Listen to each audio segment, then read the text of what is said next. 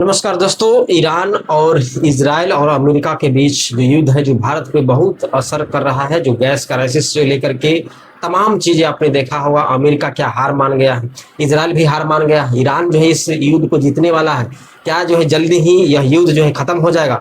तमाम चीजें बात जो है हमारे शैलेंद्र सर जो बता रहे हैं उसे आप सुनिएगा सही ढंग से दोस्तों, जिन्होंने अच्छे तरीके से समझाया है कि ईरान युद्ध और यूएस ट्रंप ने जो किया है वह कितना खतरनाक खेल खेला है दोस्तों। उसे आसानी से लगा था कि हम जो है ईरान को हरा करके ईरान में जो है तख्ता पलट करवा देंगे और अपना वर्चस्व जमाएंगे। वह सारा जो है फेल नजर दिख रहा है दोस्तों। सारा चीज जो है फेल हो गया। ईरान ने उसके जितने भी आस पड़ोस में जो अमेरिका का बेस बना था सबको जो है चकनाचूर कर दिया है। वही बात को जो है हमारे शैलेंद्र सर समझा रहे हैं। इस वीडियो को जो है पूरा देखिए, लाइक शेयर जरूर करिएगा। फिर मिलेंगे लोगों के साथ। जय हिंद, जय भारत। आखिर अमेरिका की मंशा पूरा हो गया। स्ट्रेट ऑफ हॉर्मुज को छोड़कर अमेरिका चला गया। बोला जिसे दिक्कत हो समझे मेरा क्या मतलब। अब कहने का मतलब शुरुआत अमेरिका ने किया और खेल सब पे डल गया। यहां पूरा विश्व दो भागों में चला गया।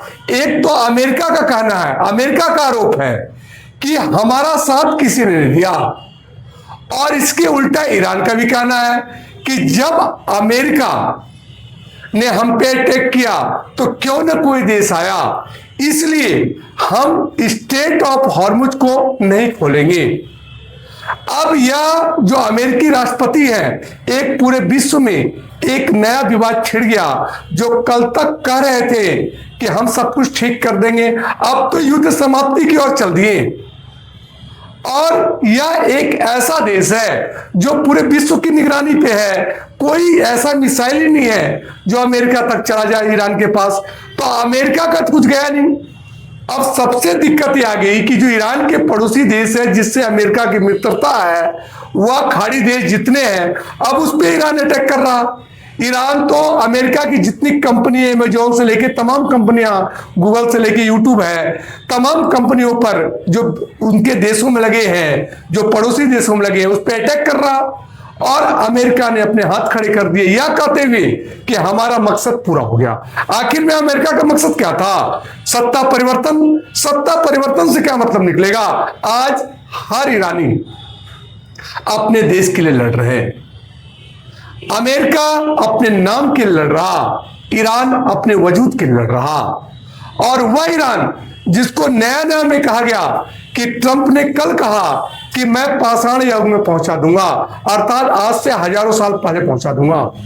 समस्या ये नहीं है कि आप किसके साथ क्या करोगे क्या नहीं करोगे, लेकिन विश्व का 20 से 30% जो पेट्रोल है, डीजल है, अर्थात कच्चा तेल है, जो क्रूड ऑयल कह रहे हो, वह तो उसी रास्ते से आता है जो ईरान होते हुए आता है। अब ईरान का भी सही कहना है कि जब अमेरिका हम पे बमबारिंग कर रहा तो आप लोगों को कुछ कहना था।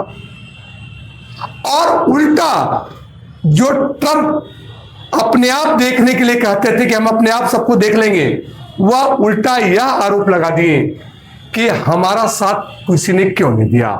अब पूरा विश्व एक संकट की ओर इन्होंने डाल दिया। आगे क्या होगा, यह बड़ा ही गंभीर प्रश्न उत्पन्न हो गया कि पूरे विश्व में मंदी का दौर चल गया। और सबसे बड़ी बात, अमेरिका कह रहा है कि ठीक है, वहां से आपका रास्ता बंद है, तब हमसे तेल ले लो।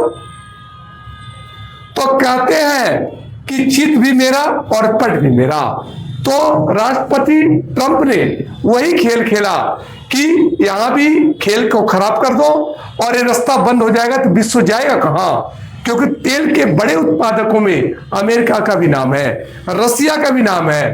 अब रसिया से तेल आना, रसिया से, अमेरिका से, ये तो चाहता है कि आप हमसे तेल रखो और हम मनमौजी करें, क्योंकि वेनेजुएला का कब्जा करने का मतलब भी यही था कि तेल का एक बड़ा भंडार और हम में शामिल हो जाए। अब क्या कर सकते हैं, भारत सरकार भी इस बात को लेकर चिंतित है।